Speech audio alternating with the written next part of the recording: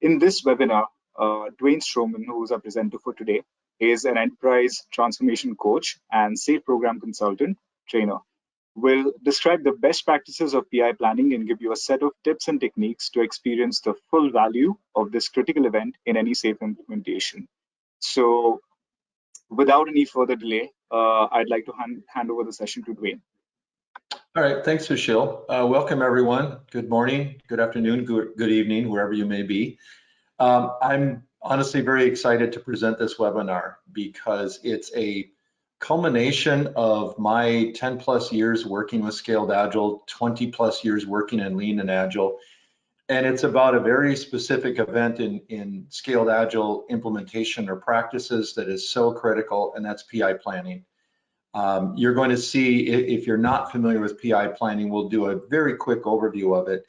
But PI planning is such an incredibly critical moment or component to any SAFe implementation, any SAFe-based practice. And so what we're going to be talking about here is not the basics of how to do PI planning. Scaled Agile has really good documentation on scaledagileFramework.com to give you the basics, the outlines, the practices, the whys behind it. What I want to do is dive deeper. I want to get more into what are some specific tips and techniques that I've learned over the years that really makes PI planning, as you see here, a discovery session. It makes it really incredible. So first of all, let's talk about what PI planning is. Let's just introduce so that everyone understands the concept of PI planning and why we do it. So first of all, PI planning, it's a 2-day event. Now, obviously with COVID remote, that may not be 2 days, it may be spread over 4 days. That's fairly common to spread out the 2-day event over that, but it is a 2 calendar day, 16-hour event where we get everyone and the Agile Release Train together. And that's so critical that it is everyone. As you'll see as we go forward, these plans that come out come from the teams. And so the teams need to be actively participating. And outside of the scope of this webinar, but there's a lot of tips and techniques on making remote PI planning work very well. If you're doing in-person PI planning, awesome. That is a leg up for you. That is an advantage for you. Remote PI planning is more difficult to do, but it can be done successfully. I don't want to dive into that. Scaled Agile has done a very good job of giving you remote tips and tricks. Go to the Scaled Agile Framework site, go to the community site, and there's a lot of tips and tricks on making remote PI planning work better. But the bottom line is, PI planning is that magical event. It's that critical component. The framework team, I believe this quote comes from Dean Leffingwell directly, but there's no real magic to Scaled Agile except maybe PI planning. It's a key differentiator from a scaling Lean and Agile practices. So vital, so critical. High level, if you're not familiar with it, it's a 2-day event where we have a fairly specific agenda, but within that, there's a lot of learning that occurs. There's a lot of discovery that happens. And that's why I call this PI planning as discovery. And the title of the webinar is Making It Incredible, is to really bring the energy into your PI planning event. And if right now you're struggling with a very stagnant approach where it feels like you're just going through the motions, or it just doesn't feel like the energy, the engagement is there, hopefully these tips and tricks that I want to talk about will help you with that. Will give you some ideas of how to improve it. I have a set of, I hate to call them principles, but they're high-level ideas, concepts that if applied will really help. Now, one thing to keep in mind as we go through this, I believe there are 5 different components here, and there's obviously a lot of other improvement opportunities you can take. But bear in mind that relentless improvement doesn't mean full-scale improvement. It's not, Japanese Toyota production system talks about 2 different concepts, Kaikaku and Kaizen. Kaikaku is that full-on major change, major shift all at once, kind of a big bang approach. If you're doing PI planning now, you've already started that by your first PI planning event. What we're talking about here is the Kaizen, that relentless improvement, getting better time after time. What I'm talking about here is the Kaizen, the relentless improvement.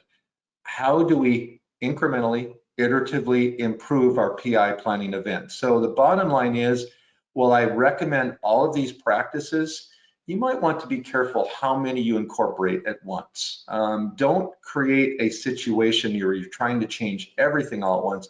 It's too hard to manage the system and assess how the system is improving. So that being said, let's talk about the first concept, breadth versus depth. You see the high level ideas here. We're going to cover in a series of slides here.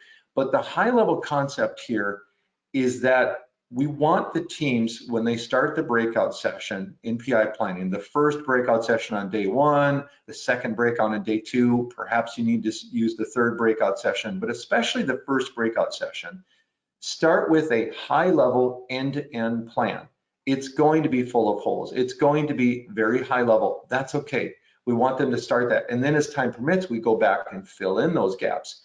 This allows for, as you see, that based on what we currently know, this is our plan.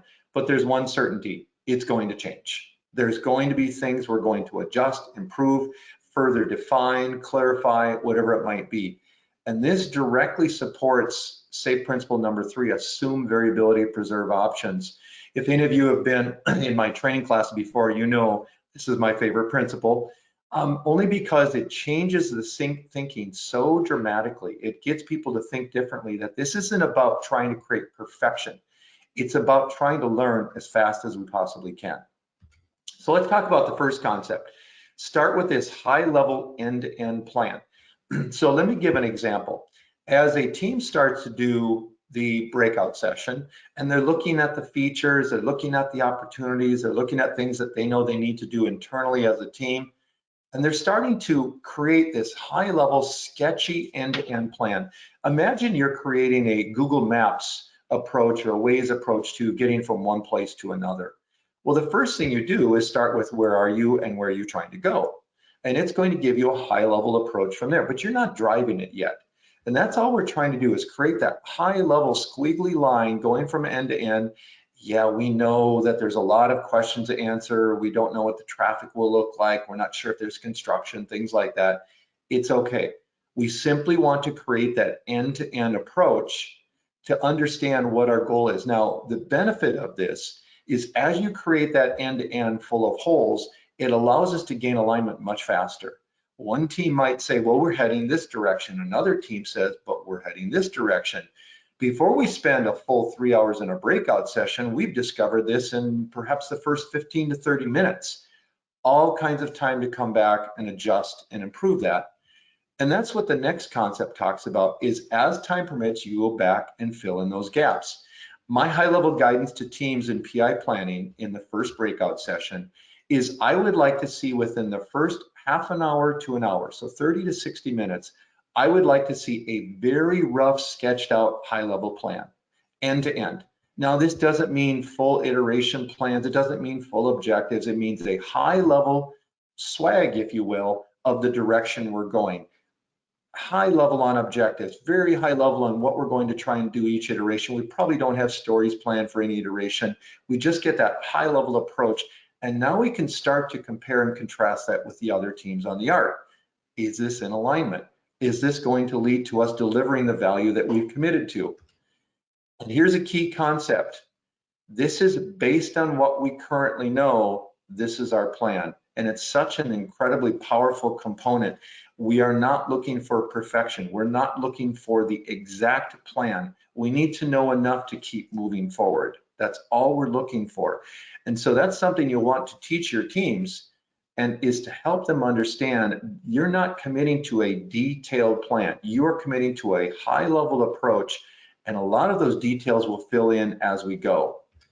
And again, directly applying principle number 3, that's the essence of principle number 3. We assume variability. We assume that we don't know a number of things. And what we do is start off with these flexible specifications. What we're doing with PI planning is starting off with a very high level plan.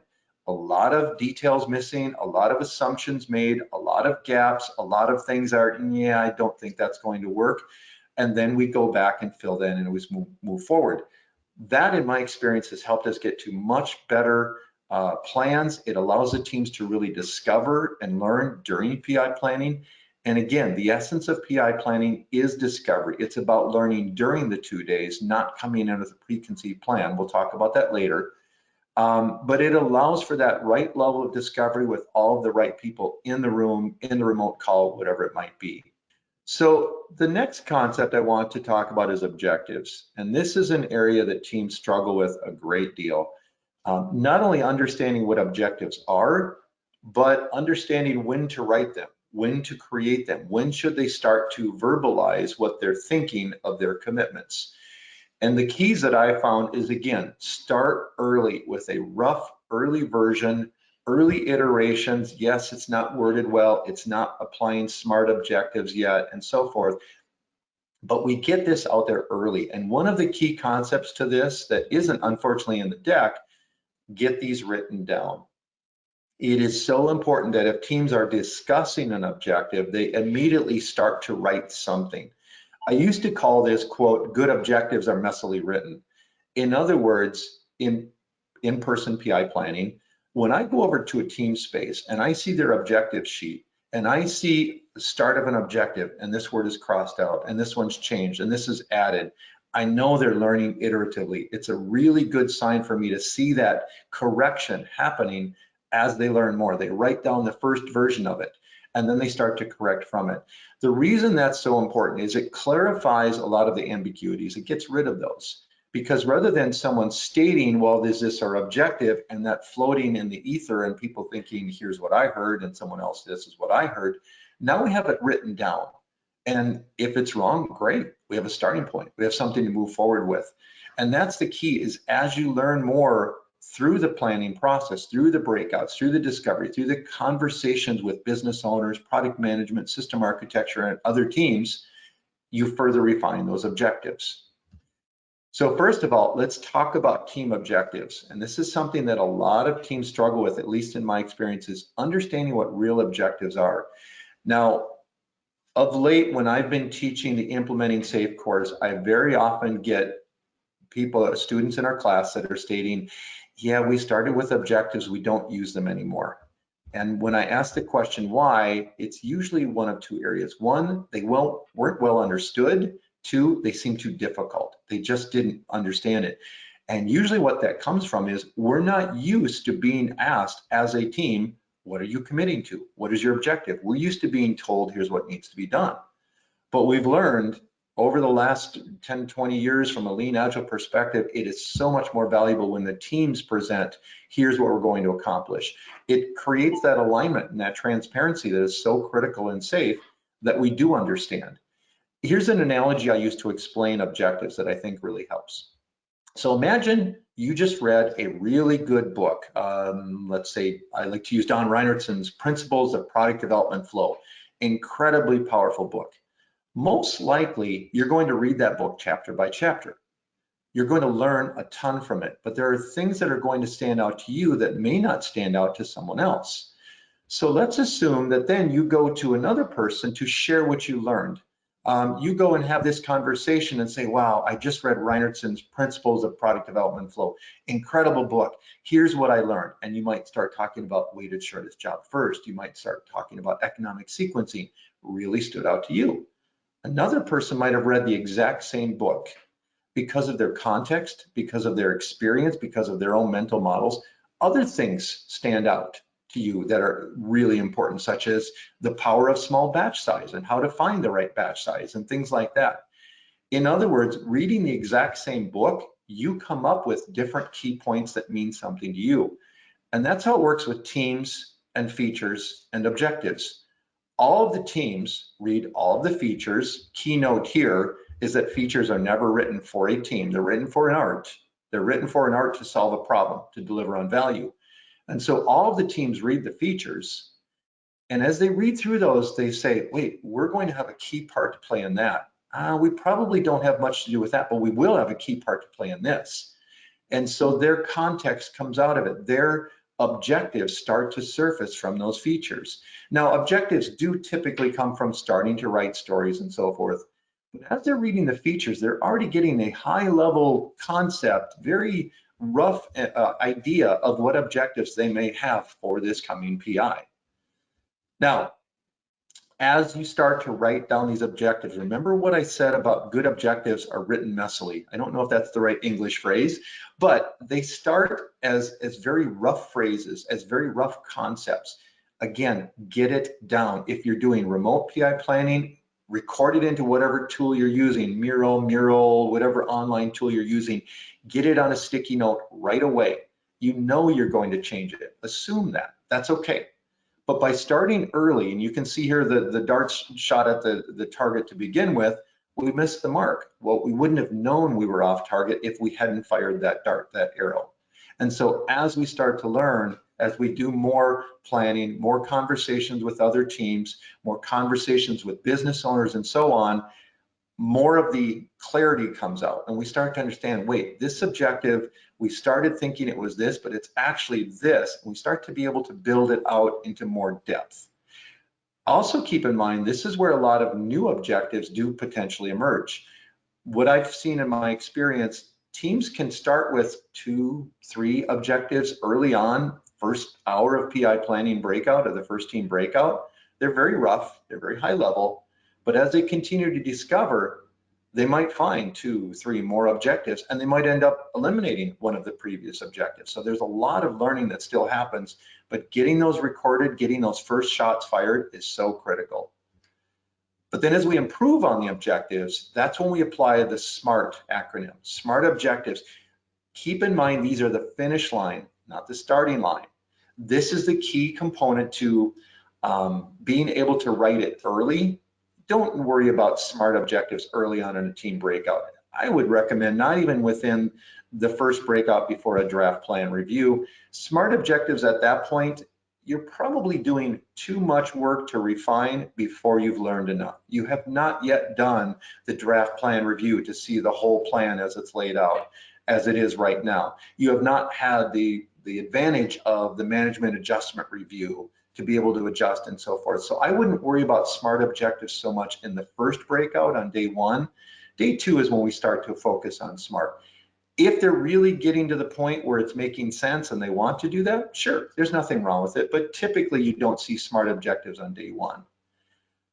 But a key component to really making sure objectives not only are well understood, but are valuable is to have that conversation with business ownership. And what is the business value to this? Now, Scaled Agile's overall direct guidance is business value is attributed by business owners to team objectives during the second breakout on day 2. That works great. However, there's nothing wrong with having an early business value conversation on day 1 in the first breakout. Have your business owners over and show them and say, hey, I know these are rough, they're maybe not clear, but what do you think? The questions they ask, the questions the business owners ask will really help you refine the objective, understand the value behind it. Is it the right approach? Is it the right thinking? Have we stated it clear enough? That alone is going to help you refine your objective further. So there is nothing wrong with having that early conversation. You're typically not going to assign business value on day 1 in the first breakout. It's fairly premature to do that. But having the early conversations, the way it's stated now, business owner, what would you think? Well, I know it's a little rough, but I'm thinking it's kind of in the 5 range. We thought it was higher than that. Why is that? Well, it sounds like it's doing this. And now you have those clarifying conversations. So incredibly valuable opportunity to start early on this, to learn faster before we get into the second breakout on day 2. So my third concept here is what if scenarios. That PI planning, your iteration plans are a what if scenario. A common problem I see working with clients, working with teams, they have already launched an art, they've been in PI planning twice, maybe 20 times. But very often I get in and what they think they're committing to is the iteration plans. That they think that they're creating 4, maybe 5 iteration plans in a row and they're committing to those iteration plans. That's not true. That's mini waterfall. That's far too early for us to commit to actual iteration plans, and there's no need to. There's no reason to do that. So that's why I call iteration plans in PI planning what if scenarios. What if we did it this way? What if this was the path we took? It's one of many possible ways that we can deliver on the value that we're committing to. This really helps the teams back away from that, okay, we're just committing to 10 weeks worth of work. No, what we're committing to is an overall goal, an overall objective. We have our objectives. We're creating the what if scenario for several reasons. Key of those is to discover objectives, to help refine the objectives, to help determine what it is we're trying to accomplish, to start to create early high-level ideas of our iteration goals. Again, not committed to, not locked in, but early ideas. It's also helping us to see, do we have a capacity problem? If we're planning for these objectives and we have this potential way of delivering it with the iteration plan we have now, is that going to work? Do we have misalignment? One of the other key reasons is to find dependencies with other teams. By creating one possible route to reach where we're trying to go, we start to see, wait, we have a conflict. This team needs us to help with that, but our what if scenario doesn't incorporate that. How do we adjust? How do we correct that? So it's really critical that you understand that these truly are what if scenarios. Now, commitment. Let's talk about what the teams are committing to. Again, I've seen so many teams having a fear of commitment. And so what happens typically is they will underreach, they will underplan. They will, I hate to use the word sandbag, but they're going to protect themselves by saying, well, we probably could do X, but let's say we can only do Y. That way we have room to meet X, because they're asking us to commit to these iteration plans. Making it clear to the teams is so valuable that what they're really committing to is two key things. They are committing to the objectives and the program board. And we'll talk about more about that in a bit, but it's so critical that they understand this, what their commitment is. And just a reminder of what commitment is, how it's defined from Scaled Agile. I love this definition. Commitment is not a guarantee of completion. A commitment from Scaled Agile is a guarantee of engagement. It's a guarantee that, okay, as we move forward, here's what we're trying to deliver on, and we believe we can deliver on this. We believe this is a valid, viable plan. However, if something happens where it looks like the plan is in jeopardy, as soon as we see that, we will raise the red flag. We will let people, the right people, know. We will bring it up in PO Sync. We will bring it up to other teams, to product management, system architect, whoever we need to. That's what commitment means. It is a guarantee of engagement, not a guarantee of delivery on the plan we created. Let's talk about discovering the plan. This is so critical that teams understand coming in that they are trying to discover what the plan is. They are trying to learn in PI planning. We're going to talk later about preconceived versus pre-committed. There's a danger of a very slippery slope of teams coming in already assuming they know what the plan is. That's not necessary. We have 2 days committed to learning what the plan is. And when we talk about preconceived versus pre-committed, we'll give you some more background of that. But this is really the key, is that they're unearthing the dependencies. They're learning together what the objectives are. They're learning how to deliver value to the business with everyone in that room, whether it's virtual or real, in that room together, learning together. It's so critical that they understand this. And as they go through the PI planning process with the breakouts, the draft plan review, final plan review, and so on, each of those components of the event add to the discovery, add to the learning concept. And again, remembering that this is a what if scenario. Is this plan going to change? Almost certainly. The only thing we know about the plan walking out of PI planning is it's probably inaccurate. It's not perfect. It doesn't need to be. It needs to be enough for us to get started on an aligned path, an aligned trajectory, and we can learn together as we go. High level concept, most teams in PI planning for iteration 1, they have a pretty solid plan. Why? Because there's not a lot of learning that could change that plan. So iteration 1 is probably fairly accurate, 80, 90% accurate. But then when we get to iteration 2, we have all the learning to apply from iteration 1. Iteration 2 plan might be, rough guess, 60% accurate. Iteration 3 might be 40% accurate. That's not a problem. That's not a bad thing. It's because we've set it up as a what if scenario. We've incorporated the fact that we know we're going to learn, not we might learn, and that's an exception. It's we've incorporated we know we're going to learn. All right, I don't see any questions, so we'll keep going. This next concept, I used to call it fill the buckets evenly, but I don't know if it's clear enough. So I really call it raise the levels evenly. And here's the concept. So if you think of the various areas in PI planning as buckets to fill, this concept is about trying to fill those evenly. In other words, add a little to this, add a little to that, and so forth. And then what we do is we go across. This is tied into breadth versus depth. We go across and learn as quickly as we can a very, very high level plan. Do we have full what if iteration plans? No. Do we have fully written, authored, smart objectives? No, not yet. We're learning as we go, but this raise the levels evenly basically says go from piece to piece, component to component, area to area, add a little bit, move to the next. It's iterative development. It's iterative approach to going back. And one of the key things is that as regular cadence points within the breakout sessions, go back and review the plan.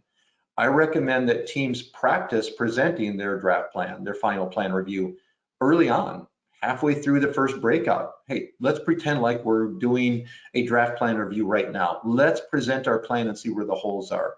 Okay, and someone starts to present it. Oh, wait, that's not going to work. No, that won't work. We better emphasize that a little more. We need to clarify that. It's a key learning component for them to improve on the plan. And it also helps them focus because they get to the areas that really need attention. They understand, wow, we really don't have a clear understanding of what we're trying to do in iteration 2. And iteration 2 is critical to these 3 objectives. Okay, we better focus on that one. So let's talk more depth about raise the levels evenly. This is what I'm talking about, is we start to create some stories based on the features. It starts to create some objectives. We discover some risks from that, and that discovers some dependencies. We go and update the program board perhaps, and then we add some more stories, some more objectives, some more risks, more dependencies, program board. You don't have to go in this order. As long as you're keeping those relatively even, if you will, as you move forward, that you are spending time on dependencies, on objectives, on the program board, and so forth. What you don't want your teams to do is go in and create all their stories, size them, put them into iterations, and then step back and say, okay, what objectives do we have? Too much of a big bang, large batch approach.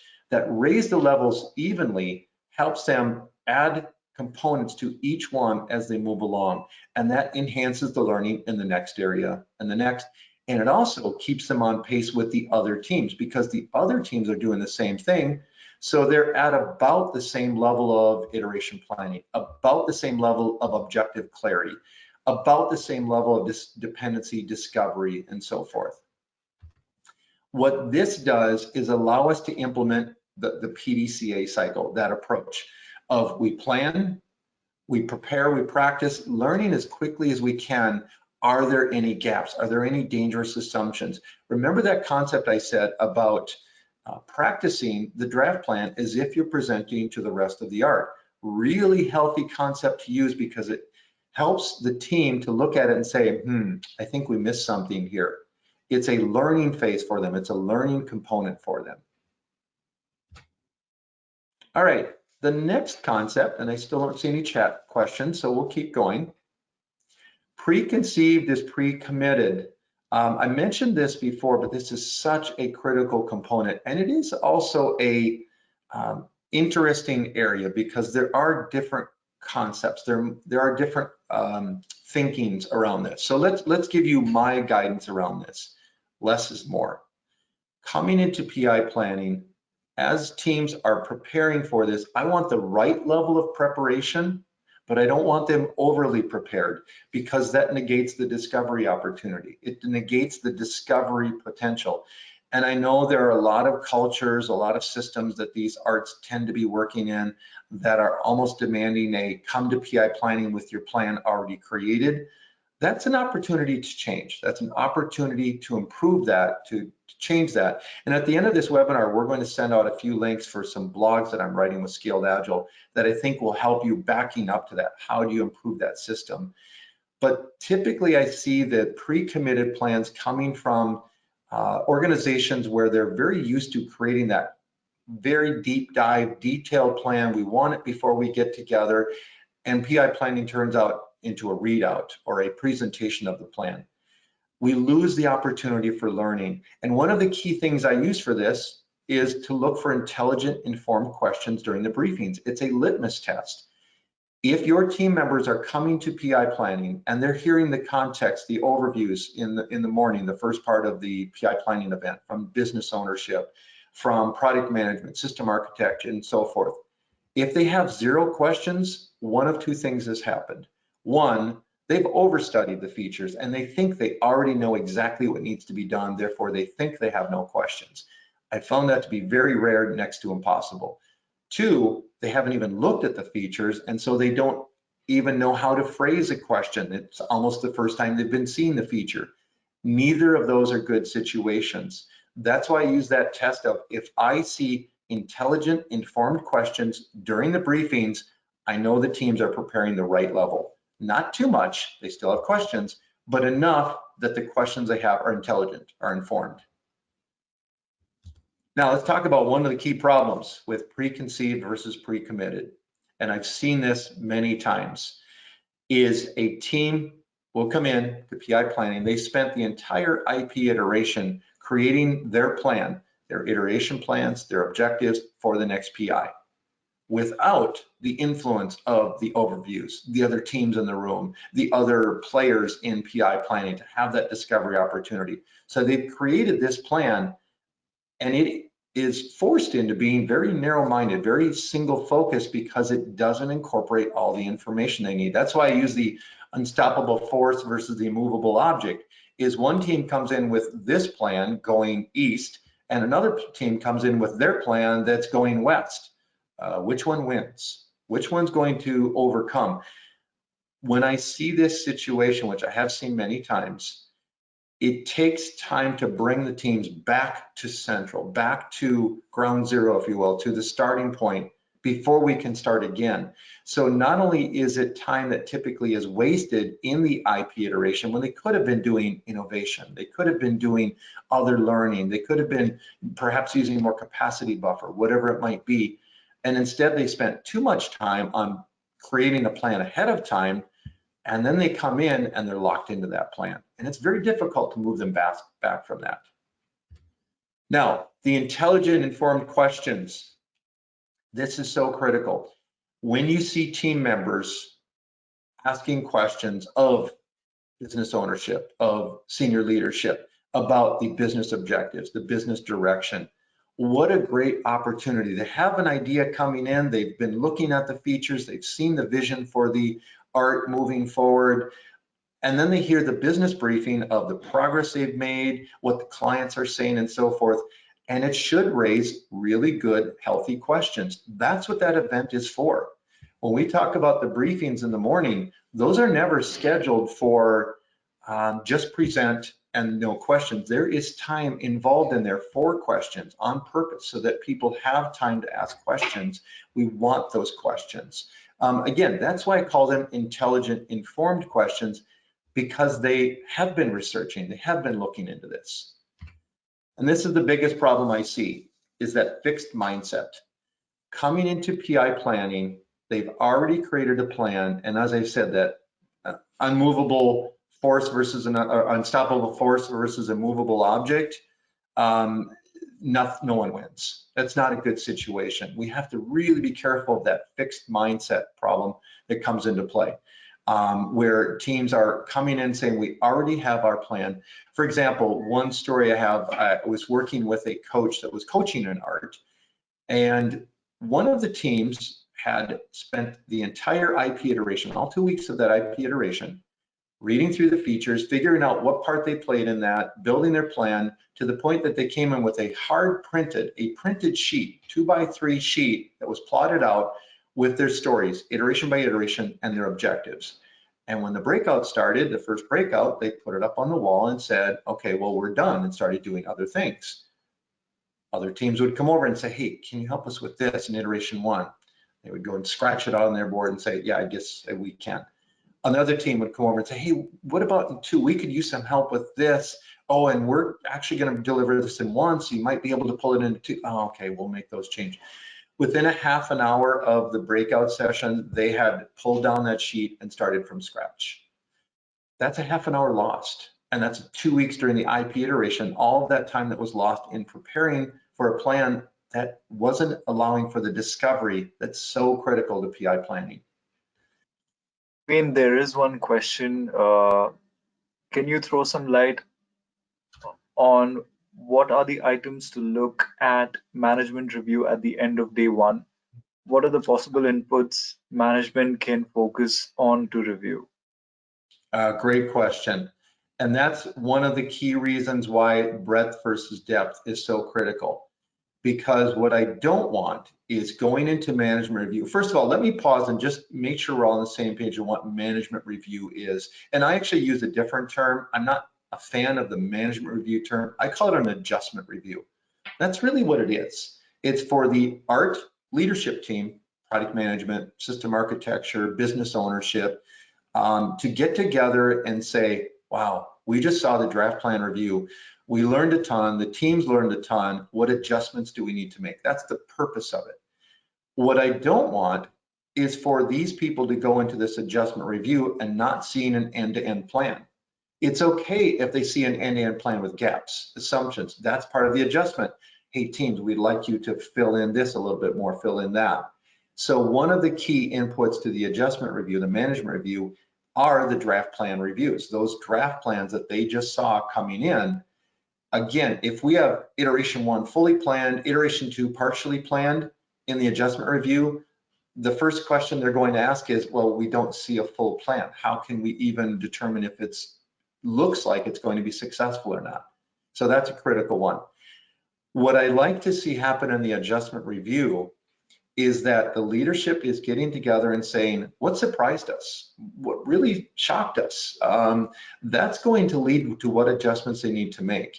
This is, again, a admonition for art leadership, bringing in features that are close to perfect, really good, but knowing that they're probably not complete yet. The teams will pick them apart. The teams will add information.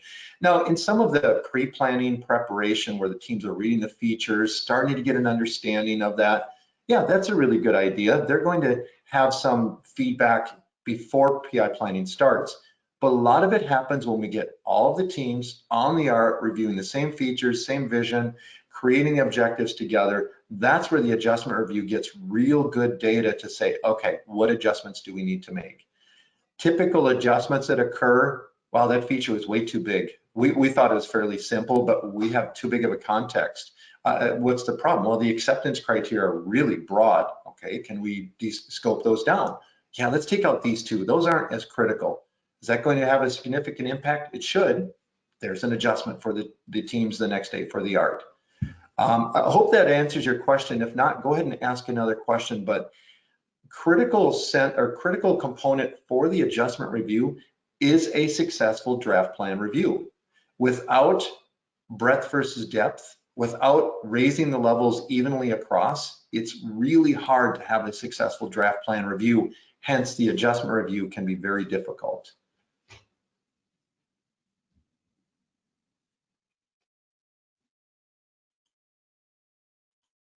And if there are other questions, or maybe if you want more information, if that did not answer your question.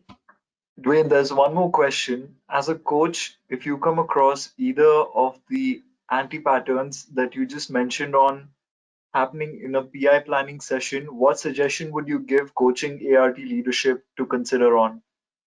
Yeah, that's a really good question, and it's one of those it depends answers.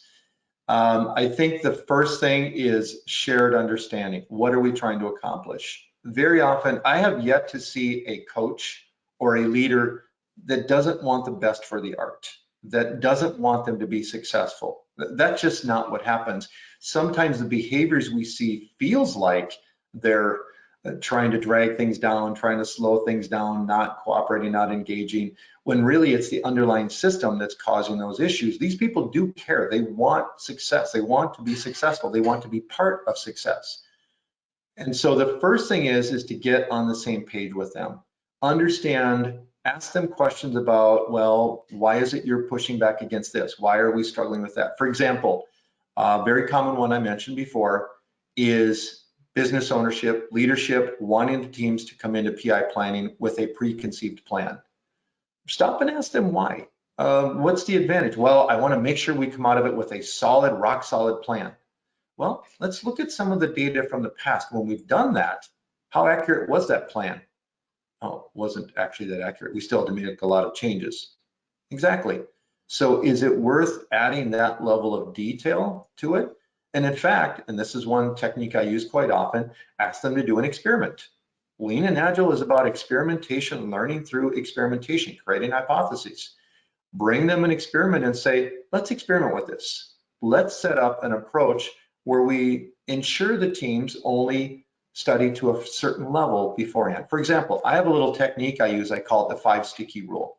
It's not really a rule, but it's a guidance. I ask the teams to bring no more than 5 sticky notes, potential stories, into PI planning. That shows that they've researched the features enough. They've called out high-level key things that they know that need to be accomplished, but they haven't gone so in depth with it. They have 20, 30, 60 stories already created. That's not needed. It's not valuable. And in fact, it's, again, the fixed mindset. It's dragging us backwards.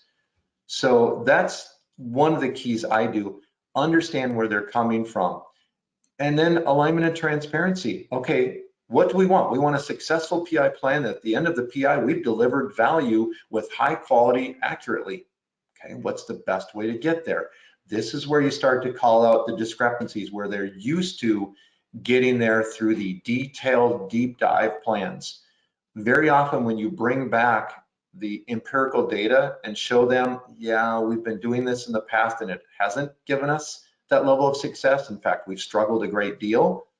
Then let's try something different. Can you throw some light on how would you differentiate WSJF for features versus assignment business value to BI objective? Okay, good question. Weighted shortest job first, WSJF, sometimes referred to as WSJF, is what I call economic sequencing. It is a fairly objective calculation that helps us sequence the features by best economic outcome. The WSJF concept was really highlighted in Reinertson's book, Principles of Product Development Flow, and it incorporates using a set of proxies. In Scaled Agile, we use user business value, and it's not just value, it's user business value. I like to think of it as preference almost. Time criticality, which is really value decay, if you will. If we don't deliver this tomorrow versus 6 months from now, is there any decay in that opportunity, that potential value? The last proxy is risk reduction, opportunity enablement.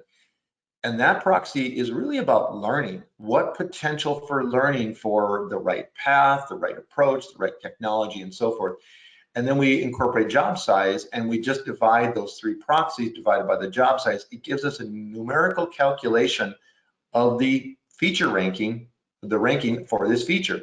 And it does it from an economics. The alternative that we like to call it the HIPPO principle, highest paid person's opinion. It gets away from that. It gets to a much more subjective, mathematical, economic outcome approach. Business value for objectives is admittedly a bit of a squishy area within Scaled Agile. So here's how it works. As the teams are creating objectives, and again, as I mentioned, typically in the second breakout session, business ownership go around the room and they're reading the objectives with the team. It's important that it's a conversation with the team, not an assessment, but a conversation. And as they have that conversation, business owners are saying, notice I said plural, most ARTs have more than one business owner, 2 to 3 is common, and they are doing this together collectively.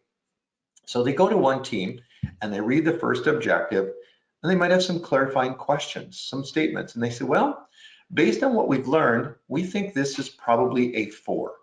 And the team might say, wow, really? We thought that was a lot more value than that. Well, why did you think that? Well, because it's going to help us solve this. Oh, well, we didn't see that in the objective. Oh, you're right. Okay, scratch, update, objective further improved. Business looks at it now and says, oh, now I see it. Okay, this is probably more like a 7.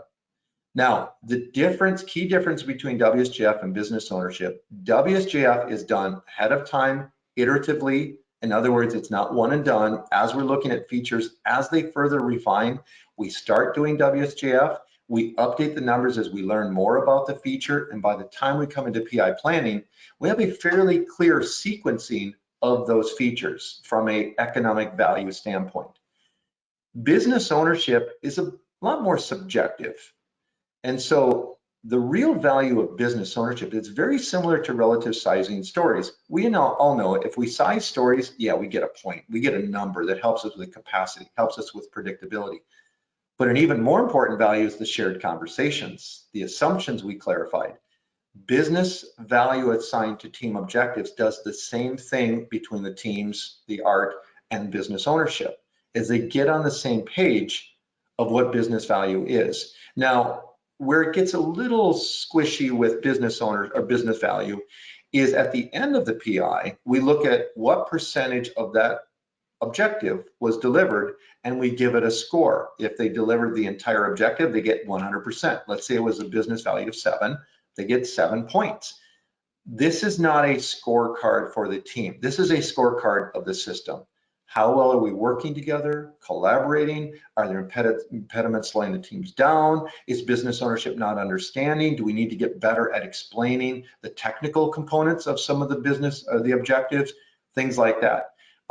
Business value is assigned a number from 1 to 10. The reason we don't use, in weighted shortest job first, we use modified Fibonacci, 1, 2, 3, 5, 8, 13, 20, and so on. Business value is simply 1 to 10. 10 being the most business value you could possibly deliver. Keep it simple. The purpose is the conversation and the predictability. So we don't need that modified Fibonacci component to get better with capacity and so on. So hopefully that helps answer your question. I know a lot of groups I work with are not using business value associated with objectives for various reasons. Sometimes I hear we don't have business owners. Ouch, that hurts. Do what you can to help improve on that. A lot of times it's just a misunderstanding of the value. The conversation is the most important part. The predictability is really valuable. It does help us improve the system to increase predictability, but that conversation that happens in PI planning, especially in that second breakout session, is so incredibly powerful. And that's one of the key reasons that we do that. I am writing a series of articles with Scaled Agile, and they're based on a core concept of practice makes fill in the blanks. I'll let you read the articles. The third article in this series is PI planning as discovery. It's really side information, additional information about this concept we just covered. Moving forward with your PI planning, I want you to remember the 5th lean principle, pursuit of perfection. Your PI planning is not going to be perfect. It's not perfect now. That's okay. It leaves you opportunities to improve, and that really should be exciting. That's actually the second blog in the series, Creative Tension, is when we discover these improvement opportunities. Hopefully you've discovered some today in this webinar. Look at those as a celebration. Wow, this is awesome. Now we can apply this. We're going to get even better than we are today. That should be excitement, not fear, not, oh, we're terrible. It should be happiness and excitement around it, because now you have another opportunity to improve. So I hope this was helpful. Remember to, there are more blogs coming out in that article. The next one that's going to be published today or tomorrow is on real Agile teams and trains, and I'm focusing on the real Agile teams component of it. It's very similar to this, where it's not giving you the basics of what is an Agile team that's been covered ad infinitum. This is much more about some of the tips and tricks and deeper thinking around true teams and true agility around the teams. So with that, I want to thank all of you for attending.